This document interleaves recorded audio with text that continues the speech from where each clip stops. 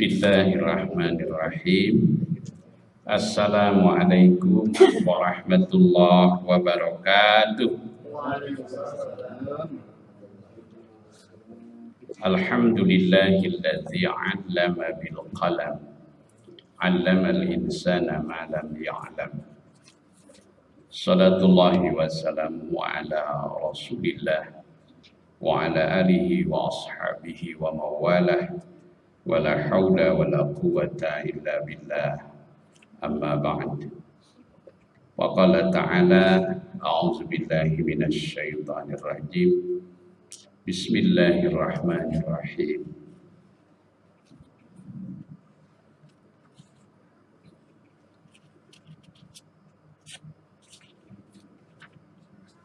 Syahrul Ramadan alladzi unzila fihi al-Qur'an hudan linnasi wa bayyinatin minal huda wal furqan.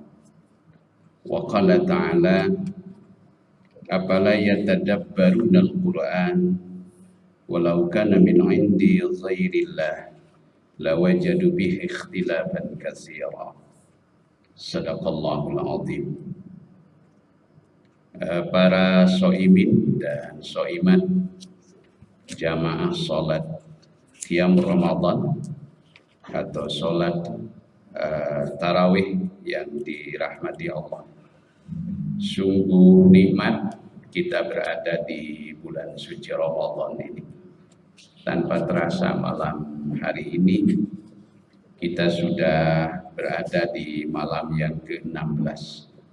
Jadi sudah setengah lebih perjalanan ibadah kita. Mudah-mudahan amal ibadah kita semuanya diterima di sisi Allah Subhanahu wa ta'ala, diampuni atas dosa-dosa dan kehilapan kita. Salawat dan salam semoga senantiasa Allah curahkan kepada Rasulullah sallallahu alaihi wasallam beserta keluarga dan para sahabatnya. Jamaah sekalian yang dirahmati Allah, tema kultum kita malam hari ini yaitu tentang hikmah dan faidah mentadabburi Al-Quran. Sebagaimana disampaikan tadi bahwa bulan suci Ramadan disebut sebagai antara lain sebagai Syahrul Quran, bulan Al-Quran, karena pada bulan Ramadan inilah pertama kali diturunkannya kitab suci Al-Quran. Itu disampaikan langsung di surah Al-Baqarah ayat 185.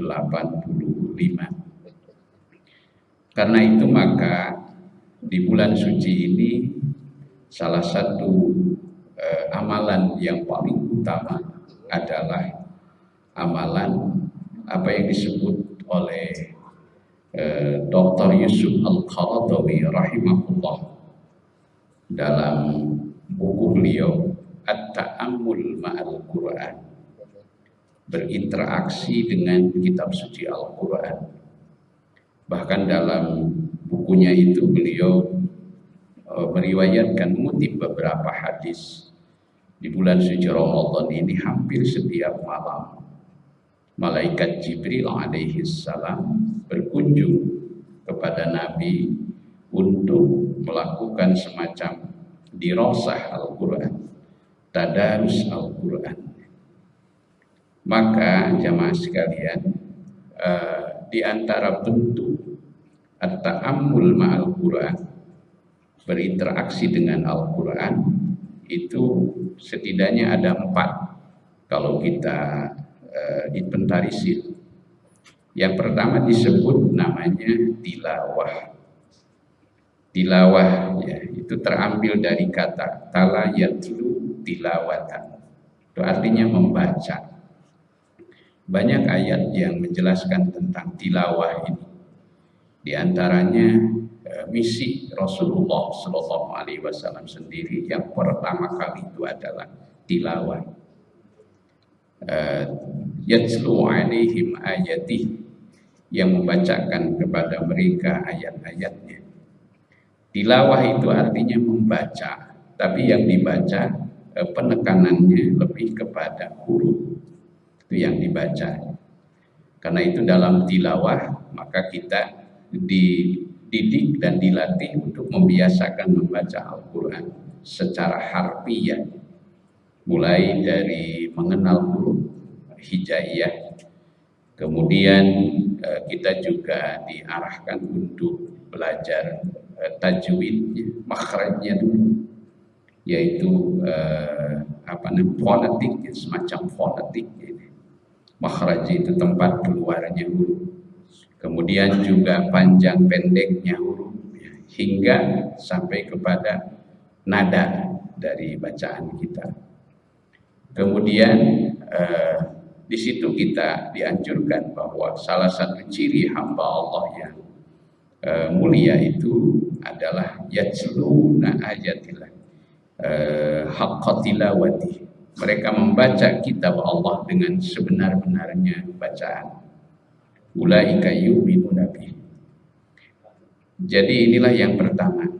Yang kedua, bentuk at-ta'ammul ma'al Qur'an itu, yaitu yang disebut namanya qiraah. Qiraah itu juga artinya membaca. Itu terambil dari kata qara'a, yaqra'u, qira'atan, wa qur'anan. Bahkan kata Al-Quran sendiri itu semula berasal dari kata qiraah. Qur'anan itu sesuatu yang dibaca. Nah, tapi yang dibaca tentu bukan bacaan biasa, melainkan adalah kalamullah, wahyu ilahi. Bedanya kalau tilawah yang dibaca itu lebih kepada huruf saja, sedangkan dalam qiraah yang dibaca selain huruf juga ide, fikrah, ya, gagasan, pemikiran. Bahkan mungkin kalau membacanya sangat serius, kita bisa menemukan hingga konsep. Itu dari membaca. Karena itu yang dibaca tidak hanya sebatas ayat yang bersifat tertulis Qur'ani, tapi juga yang dibaca itu adalah ayat yang tercipta. Itulah salah satu maknanya, ya, mengapa Allah Subhanahu wa Ta'ala pertama kali menurunkan Al-Quran itu dengan surat Al-Alaq yang ayat pertamanya adalah Iqra, bacalah. Yang ketiga yang disebut namanya tadarus. Tadarus itu semula berasal dari kata darosa, yadrusu darsa, artinya studi, ya, studi, belajar. Istilah sekarang itu mengkaji, itu tadarus. Kata tadarus itu bisa temukan dalam sebuah hadis riwayat Imam Muslim. Nabi bersabda, majtama'a qaumun bi buyutin min buyutillah, tidaklah berkumpul satu kaum di satu rumah dari rumah Allah, yatsluna kitab Allah, di situ mereka membaca kitabullah, wa yatadarasuna, dan mereka saling mengkaji, saling melakukan dirosah. Dalam kalau di Al-Jami'ah Al-Islamiyah, itu di perguruan tinggi Islam, ya, seperti di Al-Azhar, kalau di kita di UIN, ya, itu ada yang disebut namanya dirosah Islamiyah. Dirosah Islamiyah itu artinya studi Islam. Itu dari kata tadarus. Karena itu tadarus itu targetnya bukan hatam. Target tadarus itu adalah paham. Ini dengan sangat sederhana sering kita dengar dalam untaian sebuah lagu. Tadarus artinya memahami kitab suci. Itu kata Bimbo. Jadi tadarus itu artinya paham. Karena itu kita telah melakukan tadarus dengan baik itu kalau kita paham. Karena itu dalam tadarus kita tidak usah dipaksakan harus hatam sekian juz, tapi targetnya adalah paham. Nah, yang paling dalam itu disebut, yang paling komprehensif itu disebut namanya tadabbur. Tadabbur. Nah, ini bisa ditemukan kata tadabbur itu antara lain ada di dalam surah An-Nisa ayat 82. Dalam surah An-Nisa ayat 82.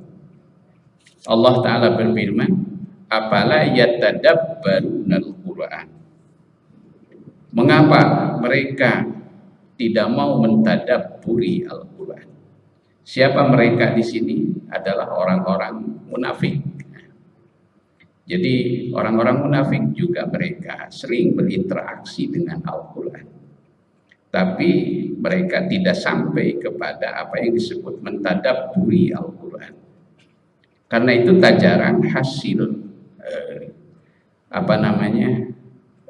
interaksi mereka dengan Al-Quran itu tidak sampai pada fikrah, pemikiran-pemikiran yang utuh dan komprehensif, sehingga tak jarang menghasilkan ide-ide atau pikiran-pikiran yang jauh dari apa yang diharapkan.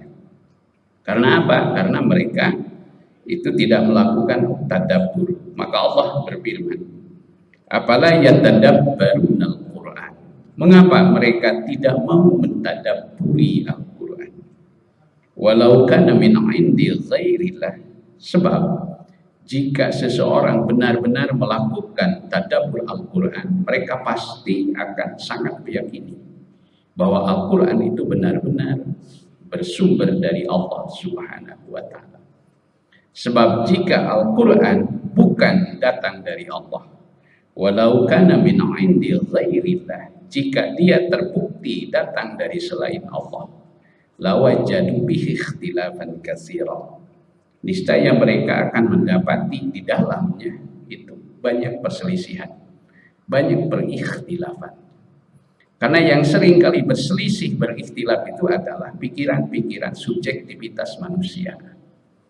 Sebab kalau ide-ide dasar Al-Quran, fikroh-fikroh Al-Quran, gagasan-gagasan Al-Quran itu sangat konsisten, sangat lurus, tidak ada kebengkokan-kebengkokan, apalagi kerancuan-kerancuan, karena dia murni wahyu Allah, bukan kata-kata yang bersumber dari manusia, hatta dari Nabi Muhammad SAW.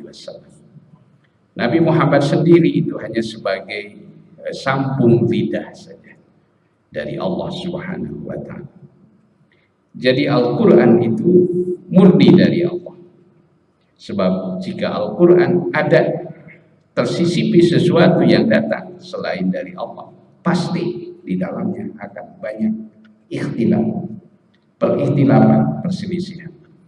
Karena itu maka Al-Quran sendiri menyebutkan, misalnya dalam surah Al-Kahfi, "Alhamdulillahilladzi anzala ala 'abdihil kitaba wa lam yaj'al lahu iwaja." Segala puji bagi Allah yang telah menurunkan kitab sucinya kepada hambanya, dan dia tidak menjadikan di dalamnya iwaj, tidak ada kebengkokan, tidak ada keraguan-keraguan, kerancuan-kerancuan, qayyiman, lurus.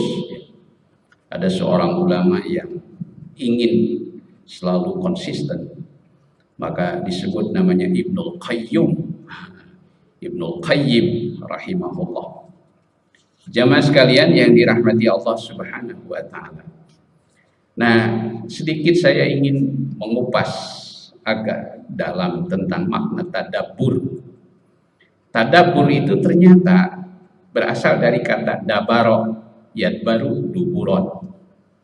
Dubur itu adalah bagian tubuh manusia, bagian belakang. Itu dubur. Nah, kalau tubuh manusia bagian depan disebut namanya kubul. Kubul. Itu. Mungkin saya nggak usah terjemahkan secara vulgar gitu ya. Tapi tubuh bagian manusia bagian belakang disebut namanya dubur. Nah, sedangkan bagian depan manusia disebut namanya kubul. Jadi dari makna dabara yadbaru duburon itulah lalu dibuat kalimat semacam intransitif, ya. Bahkan di situ dibuat menjadi kalimat lil musyarakah. Tadabbara yatadabbaru tadabburan. Kalau kata santri itu sigotnya namanya sigot tafa'ala yatafa'alu tafa'ulan. Tafa'ul di situ ada makna intransitif, ya. Jadi melakukan semacam tadabbur. Jadi dalam tadabbur itu kita mengkaji Al-Qur'an bukan hanya untuk makna kekinian, untuk supaya kita bisa memahami situasi kekinian, dan juga bukan hanya memahami situasi the future, istiqbal yang akan datang, tapi juga kita memahami hikmah dan faidah Al-Quran di masa lalu. Karena itu ketika kita tadabbur itu, maka pasti kita harus melibatkan cara kita memahami Al-Quran selain secara tekstual, juga minimal secara kontekstual. Kita lihat asbabun nuzulnya, kita lihat mawadhinun nuzulnya, tempat turunnya. Kita juga lihat dari sisi-sisi konteks ketika ayat turun. Saya kebetulan sedang menulis sebuah tulisan di bulan suci ini. Saya ingin melakukan sedikit tadabbur lah. Saya tadi sedang menulis tentang mencoba mengungkap hakikat, makna dan hakikat kemenangan dalam ajaran Islam. Saya coba bagi tulisan saya itu pertama makna kemenangan dalam opini pandangan umum. Kemudian yang kedua, makna kemenangan dalam perspektif kitab suci Al-Quran. Saya coba ungkap berangkat dari tiga frase, tiga diksi, ya, dalam Al-Quran. Kita menemukan ada kata fauzun. Ini yang menarik lagi, setiap makna kemenangan itu yang saya temukan itu diawali dengan huruf fa. Yang pertama fauzun minal aizin wal faizin. Fauzun, faza yafuzu fauzan. Fauz, ya. Yang kedua adalah falahun, falah, hayya 'alal falah, falah. Dan yang ketiga adalah kata fataha, yaftahu fathan. Ya, maka dalam Al-Qur'an ada namanya surat Al-Fathu. Al-Fathu, inna fatahna laka fatham mubina. Nah, saya tadi baru menyelami satu bagian dari makna fauzun itu. Jadi pada dasarnya fauzun itu artinya kemenangan, kemenangan yang hakiki, kemenangan yang sesungguhnya. Nah, karena itu kemenangan yang sesungguhnya nanti ketika kita selesai menjalankan ibadah bulan suci, maka kita saling mengucapkan minal aizin wal faizin wal faizin. Al-Quran juga menyebut kemenangan nanti di akhirat itu disebut sebagai fauzun azim, kemenangan yang besar, ya, kemenangan yang sesungguhnya. Tapi juga ini yang menarik tadi saya lihat itu dalam Ar-Raghib Al-Isfahani Mufradat Al-Fadul Quran itu diungkap ada satu diksi yang lain yang terambil dari kata fauzun, yaitu mafazatun. Mafazah itu adalah kemenangan tapi sifatnya masih semu, ya.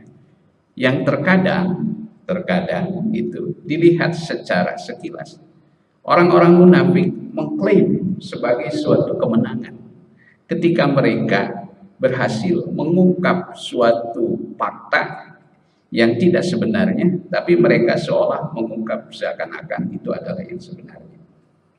Tapi di satu sisi ada orang yang melakukan kenyataan yang sebenarnya, tapi kemudian mereka itu harus berhadapan dengan ketidakjelasan, ya, ketidakjelasan. Nah, maka itu pun disebut namanya mafazah. Jadi ada yang disebut namanya kemenangan yang semu. Maka nanti di hari kiamat, orang-orang munafik walaupun selama di dunia mereka bisa mengungkapkan sesuatu yang tidak benar seolah-olah menjadi benar, tapi nanti di akhirat mereka tidak akan lolos, tidak akan mendapatkan mafazah dari azab Allah. Nah, sebaliknya orang yang mungkin di dunia katanya mendapatkan perlakuan yang kurang adil secara informatif, ya, dia melakukan hal yang sebenarnya, tapi karena rekayasa informasi, namun dia seolah-olah menjadi orang yang rugi, menjadi orang yang binasa. Tapi di hadapan Allah, dia hakikatnya mendapatkan keberuntungan yang sesungguhnya. Karena itu bagi orang yang memperjuangkan kebenaran, walaupun mungkin yang dihadapi di dunia dia adalah kebinasaan, tapi dalam pandangan Allah itu hakikatnya adalah fawzun, mafazatun. Jadi itu satu sisi. Nah, ada satu mafazah yang kadang-kadang itu sifatnya semu. Tapi pada akhirnya Allah menjelaskan bahwa hakikat kemenangan nanti di akhirat itu adalah yang dipersembahkan kepada orang-orang muttaqin. Innalil muttaqina mafazan. Sesungguhnya bagi orang-orang muttaqin itu adalah mafazan. Jadi jamaah sekalian yang dirahmati Allah Subhanahu wa taala. Akhirnya saya ingin mengakhiri uraian yang sederhana dan memang terbatas ini sudah kelebihan waktu ini. Mohon maaf. Nah, patut jadi bahan renungan di surah An-Nisa ayat 83. Jadi banyak orang yang hari ini latah. Wa idza ja'ahum amrun minal amni awil khaufi, jika datang kepada mereka satu urusan baik tentang berita keamanan atau ketakutan, azza'u bihi, maka orang yang latah itu mereka akan segera menyiarkan berita itu tanpa cek dan recheck, tanpa sharing sebelum sharing kata orang. Semestinya walau radduhu ila rasul, seandainya mereka mau mengembalikan kebenaran berita itu terlebih dahulu kepada Rasul, wa ila ulil amri, dan kepada ulul amri, artinya yang mempunyai otoritas dalam suatu urusan. Niscaya mereka la'alimahul ladzina, niscaya mereka akan mengetahui alladzina yastanbituna minhu, terhadap orang-orang yang benar-benar telah melakukan istinbat, artinya mengeluarkan satu hukum setelah melalui pengkajian yang mendalam. Dan pada akhirnya pula ketika kita hendak berinteraksi dengan Al-Quran melalui jalan apapun, entah tilawah, entah itu qiraah, apakah itu tadarus, termasuk juga tadabbur, pada akhirnya kita berharap disertai dengan rahmat dan karunia Allah Subhanahu wa taala.